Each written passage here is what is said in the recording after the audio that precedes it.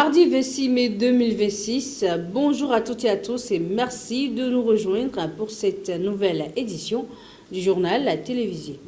À la une de l'actualité ce matin, changement politique au Sénégal, tension sécuritaire au Mali à l'approche de la Tabaski, montée de la xénophobie en Afrique du Sud, inquiétude sanitaire en République démocratique du Congo avec le virus Ebola et de nouvelles tensions militaires entre les États-Unis et l'Iran. Merci de rester nous suivre pour les détails.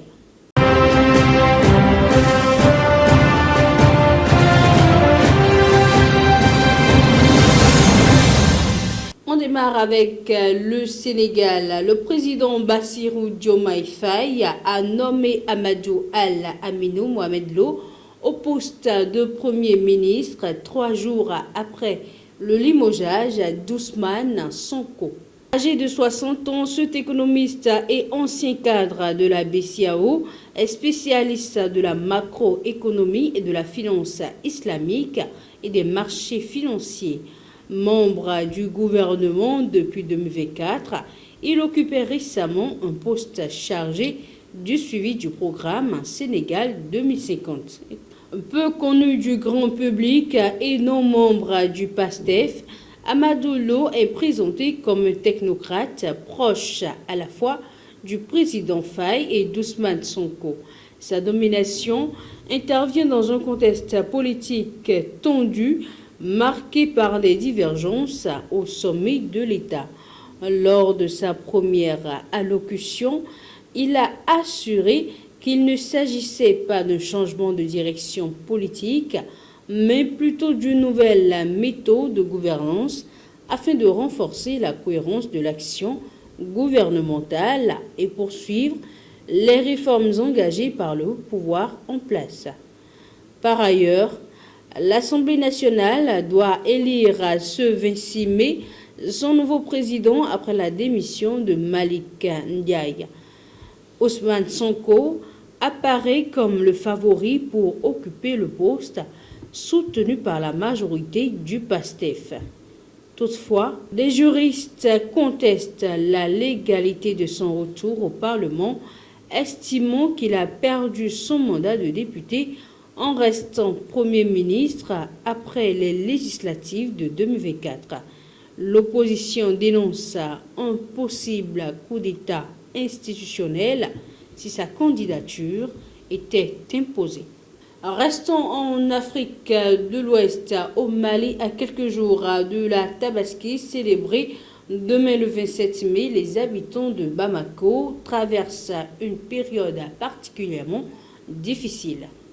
Le blocus imposé depuis fin avril par le JNIM, groupe djihadiste affilié à l'Al-Qaïda, perturbe fortement l'approvisionnement de la capitale. Plusieurs camions transportant des marchandises ont été incendiés, limitant l'arrivée du bétail et provoquant une hausse importante des prix.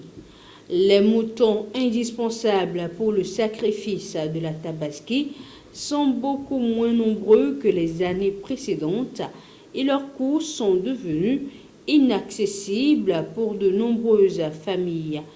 Là où certains animaux coûtaient auparavant entre 50 000 et 75 000 francs CFA, les prix débutent désormais autour de 120 000 francs et peuvent atteindre 300 000 francs CFA.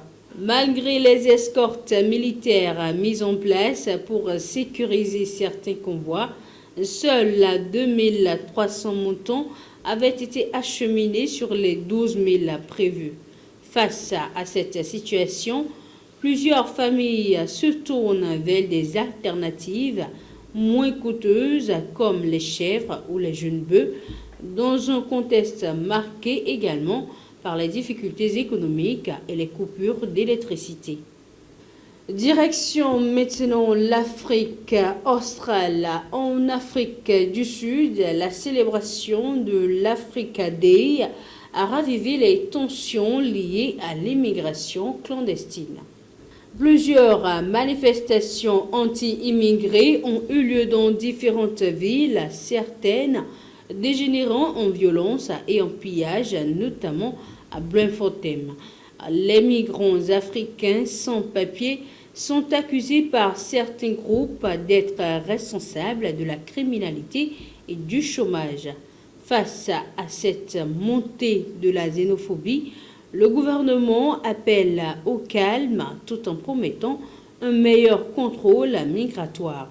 Mais des responsables politiques comme Gayton McKenzie ont tenu des propos très fermes contre les étrangers en situation irrégulière, accentuant davantage les divisions dans le pays. Autre sujet préoccupant sur le continent, la santé en République démocratique du Congo. La nouvelle épidémie d'Ebola inquiète fortement les autorités sanitaires.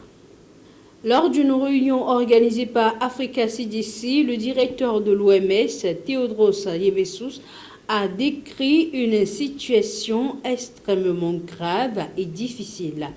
3 principaux facteurs compliquent la lutte contre le virus, à savoir l'identification tardive des cas, l'insécurité persistante dans les provinces de l'Ituri et du Nord Kivu, ainsi que la méfiance des populations envers les équipes médicales.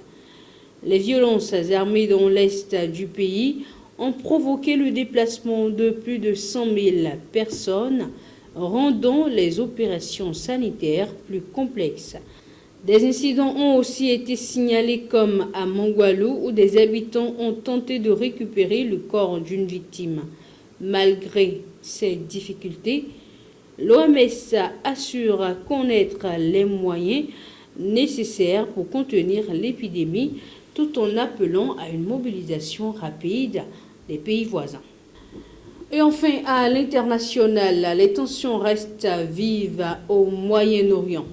Les États-Unis ont annoncé avoir mené des frappes contre des sites de lancement de missiles dans le sud de l'Iran, malgré les discussions en cours pour tenter de régler la guerre dans la région. Selon le commandement militaire américain, ces opérations visaient des installations de missiles ainsi que des navires iraniens soupçonnés de poser des mines près du détroit d'Ormuz. Washington présente ces frappes comme des actions défensives destinées à protéger ses forces dans la région. Le président Donald Trump a affirmé qu'aucun accord ne serait accepté sans garantie solide. De son côté, le secrétaire d'État Marco Rubio a assuré que le détroit d'Ormuz resterait ouvert d'une manière ou d'une autre, qualifiant la situation actuelle d'inacceptable pour le commerce mondial. Ces tensions ravivent les inquiétudes autour d'une possible escalade régionale malgré la trêve annoncée récemment. C'est la fin de cette édition. Merci de l'avoir suivi. Excellente suite de journée à tous.